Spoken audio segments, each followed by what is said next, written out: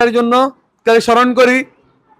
স্মরণ করি ক্রীড়া অঙ্গনের এক অলঙ্কিত অধ্যায় আরাফাত রহমান কুকুক সাহেবকে, এবং আমি দোয়া চাই আমাদের নব্য প্রধানমন্ত্রী 17 বছরে যিনি আন্দোলন সংগ্রামে নেতৃত্ব দিয়েছেন, গণতন্ত্র উদ্ধারে যিনি সফলতার সূর্য উদিত করেছেন, তিনি আমাদের আগামী দিনের রাষ্ট্রনায়ক তারেক রহমানের বার্তার সাথে ধারাবাহিকতা রেখে একটি কথা বলতে চাই। আপনারা জানেন ইন্টারিম গভর্নমেন্টের সময় বিভিন্ন দেশি বিদেশি চক্রান্তে তারেক রহমানকে বারবার বাধাগ্রস্ত করার চেষ্টা করেছে। তিনি কিন্তু একটি কথা বলেছেন, ষড়যন্ত্রের হয়নি শেষ, সজাগ থেকো বাংলাদেশ। সুতরাং সকলকে সজাগ থেকে আগামী বাংলাদেশকে সুন্দর সমৃদ্ধ করার জন্য একযোগে কাজ করে যেতে হবে।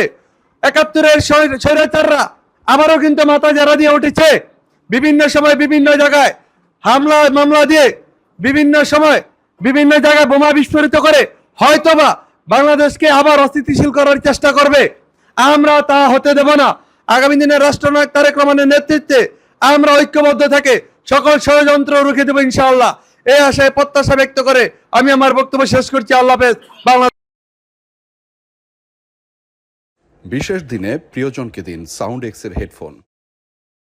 যে দীর্ঘ 17টি বছর ফ্যাসিবাদী শেখ হাসিনা অবৈধভাবে মানুষের সমস্ত মৌলিক অধিকার ক্ষুণ্ণ করে দিনের ভোট রাতে করে গায়ের জুড়ে রাষ্ট্রীয় সমস্ত প্রতিষ্ঠানকে একদলীয় শাসনতন্ত্র কায়েমের মাধ্যমে অবৈধভাবে তারা বাংলাদেশের ক্ষমতায় অধিষ্ঠিত ছিল।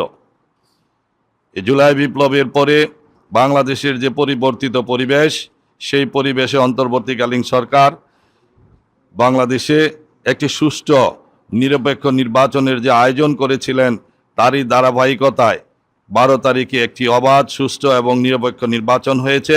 জনগণ তাদের নিজের ভোট পছন্দের প্রার্থীকে দেওয়ার সুযোগ পেয়েছে এবং তারা তাদের প্রথম পছন্দের প্রার্থীকে তারা তাদের ভোট প্রদান করেছে।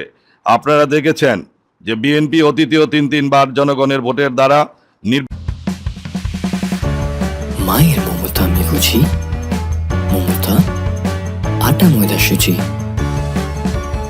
সাথে গুণগত মানে অতুলনীয়। নির্বাচিত হয়ে বাংলাদেশের রাষ্ট্রীয় ক্ষমতায় এসেছে। বাংলাদেশের 18 কোটি মানুষ আজকে ঐক্যবদ্ধ হয়ে বিএনপিকে বিপুল ভোটের ব্যবধানে 2/3 আসনে নিরঙ্কুশ বিজয় আজকে বাংলাদেশের মানুষ দানের শীষকে করেছে, তারেক রহমানের সাহেবের হাতকে শক্তিশালী করেছে।